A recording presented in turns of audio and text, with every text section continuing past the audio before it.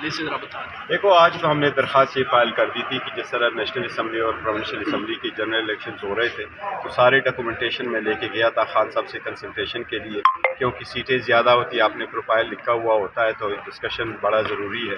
Last time high court نے ہمیں اجازت دے دی تھی اور مجھے اجازت دے دی کہ آپ ڈاکومنٹیشن لے کر کے خان صاحب کے ساتھ کنسلٹ کر کے فائنل کر سکتے ہیں۔ اس مرتبہ بھی سینٹ کے الیکشن ہو رہے ہیں، ہم نے درخواست دی ہے کہ اس کے لیے بھی ہمیں اجازت دی جائے تاکہ وہ ڈاکومنٹس ہم ساتھ لے جائیں اور اندر جانے کی اجازت ہو، کیونکہ یہ تھوڑی سی مشکل آ رہی تھی۔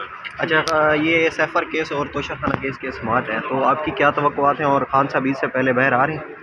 امید تو ہے انشاءاللہ تعالی، ہمیشہ سے عدلیہ سے بڑی توقعات ہماری عدلیہ ہی ہے، باقی کسی طرف تو دیکھ نہیں سکتے۔ عدلیہ کا احترام کرتے ہیں، عدلیہ پہ اعتماد بھی کرتے ہیں، ہر مرتبہ آتے ہیں، متبانہ گزارش کرتے ہیں اور اس امید کے ساتھ آتے ہیں کہ انشاءاللہ تعالی ہمیں بھی انصاف ہوگا۔ ہمارے خلاف کیسز جس اسپیڈ کے ساتھ ڈیسائیڈ ہوئے ہیں، چاہے وہ سپریم کورٹ ہے، چاہے وہ ہائی کورٹ ہے، چاہے وہ ٹرائل کورٹ ہے، ہم یہ امید کرتے ہیں کہ پلیز عدلیہ نے یہ دیکھا، یہ جوڈیشل نوٹس بھی لے سکتے ہیں کہ جس تیزی کے ساتھ، بلکہ میں اس کو تیزی نہیں کہتا کہ یہ ٹرائل ایکسپیڈیشن سے انہوں نے کنکلوڈ کرا ہے، بلکہ غیر آئینی غیر قانونی طریقے سے جس طریقے سے انہوں نے ٹرائل چلائے ہیں، عدلیہ کی ذمہ داری بنتی ہے کہ اس کا بھی نوٹس لیں، کیونکہ ان کے سیشن ججز ان کے سپرویژن کے اندر ہے، تو اس لیے ایسے ججمنٹ سے اور ٹرائل نہیں ہونے چاہیے، بنیادی حقوق کی خلاف ورزی ہے۔ عدلیہ سے بہت امید انشاءاللہ ہمیں بھی ملے گا ساری کیسز۔ Thank you.